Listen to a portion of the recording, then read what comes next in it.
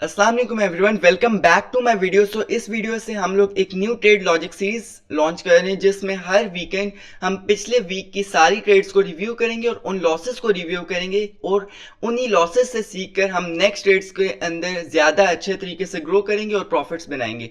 Because as traders we learn from our mistakes और losses we have done in the wrong trades we have taken. So हम उन्हीं losses को देख के कि कौन सी मिस्टेक्स थी और उनको कैसे इंप्रूव किया जा सकता है, यही हम इस लॉजिक सीरीज के अंदर देखेंगे। एवरी वीकेंड ये वीडियो आया करेगी। So today is the first video of this trade logic series. Let's start the video. So weak की फर्स्ट ट्रेड हमने ली थी 20 अक्टूबर को यूएसडी जेपीवाई के अंदर M5 के ऊपर एक सपोर्ट बन रही थी जिसको मल्टीपल टाइम्स प्राइस ने बाउंस किया था। सो यहाँ पर एक सॉलिड कंफर्मेशन के बाद पहले एक रिवर्सल कैंडल आई है और नेक्स्ट एक सॉलिड कैंडल आई है, तो यहाँ पर हमने एक लॉन्ग पोजीशन बनाई है।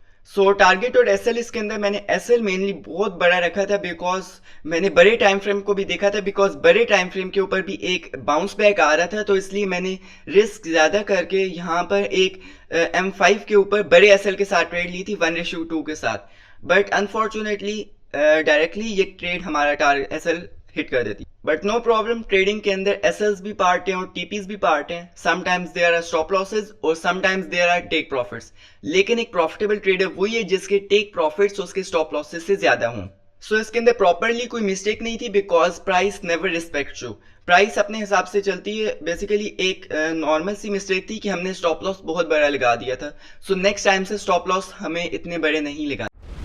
सो नेक्स्ट ट्रेड हमारे पास एक शॉर्ट स्कैल्प थी गोल्ड के अंदर जिसके अंदर हमने एक बाय की पोजीशन बनाई थी। ऑलमोस्ट 50 पिप्स इसके अंदर कैप्चर किया। सो लॉजिक सिंपल था कि प्राइस एक डाउन ट्रेंड में मूव कर रही थी, बट डाउन ट्रेंड प्राइस अगर नीचे जा रही है तो डायरेक्टली नीचे नहीं जाती, रिट्रेसमेंट के साथ जाती है। सो उसी रिट्रेसमेंट को हमने पकड़ा है यहाँ पर। बहुत ही शार्प ट्रेड हमने पकड़ी थी, ऑलमोस्ट फुल एज के ऊपर जाके पकड़ी और एक छोटी सी स्कैल्प बना के हमने 4255 से बाय किया था और 4260 के करीब जाके सेल कर दिए। बेसिकली एक रिट्रेसमेंट के ऊपर आप शॉर्ट स्कैल्प्स ले सकते हो अगेंस्ट द ट्रेंड, बट उसके अंदर टाइट एसएल्स आपको लगाने पड़ते हैं। वाई? बिकॉज की प्राइस एक डाउन ट्रेंड में मूव कर रही है और हम लोग बाय कर रहे हैं, बट रिट्रेसमेंट्स पर हम लोग बाय की पोजिशन ले सकते हैं। नेक्स्ट हमारे पास सेल की एंट्री थी गोल्ड के अंदर, जो कि हमने एक स्ट्रॉन्ग रिजेक्शन के ऊपर जो सपोर्ट थी उसके ऊपर ट्रैप टाइप ऑफ बना था, तो हमने एंट्री ली थी। एक सॉलिड ट्रेड थी, एक ट्रैप भी बना था जिसके अंदर लिक्विडिटी स्वीप हुई थी हमारे पास, लेकिन एंट्री की। बट अनफॉर्चुनेटली यहाँ पर भी एक एसएल हमारा चला गया एक सॉलिड बुलिश कैंडल के साथ। यहाँ पर मिस्टेक एक थी कि ट्रेंड यहाँ पर एक चेंज हो चुका था, जैसे कि यहाँ पर एक शॉर्ट ट्रेंड चल रहा था बट यहाँ से ट्रेंड चेंज हो गया था इस बड़ी बुलिश कैंडल के ऊपर, तो हमें अगेंस्ट द ट्रेंड इतनी बड़ी ट्रेड्स नहीं लेनी चाहिए।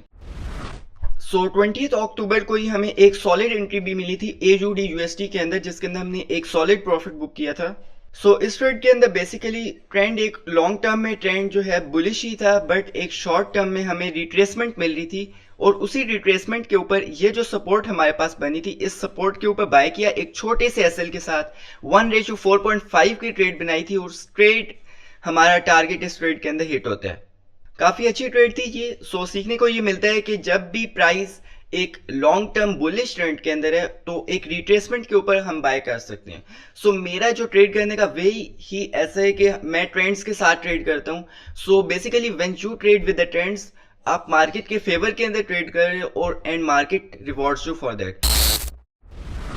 लास्ट ट्रेड है हमारे पास गोल्ड की जिसके अंदर हमने $300 के आसपास बुक की है 1:3 की ट्रेड के ऊपर। लॉजिक सिंपल है कि एक सपोर्ट के ऊपर गोल्ड बाउंस कर रहा था और एक डबल बॉटम टाइप ऑफ भी बन रहा था। हाँ, हमने उसकी नेक के ऊपर बाय नहीं किया, बट नीचे इतनी सॉलिड बुलिश कैंडल आ गई थी हमारे पास कि हमने यहाँ पर बाय कर लिया था। इस ट्रेड के अंदर हमने 600 पिप्स गोल्ड के कैप्चर किए हैं and it is not easy.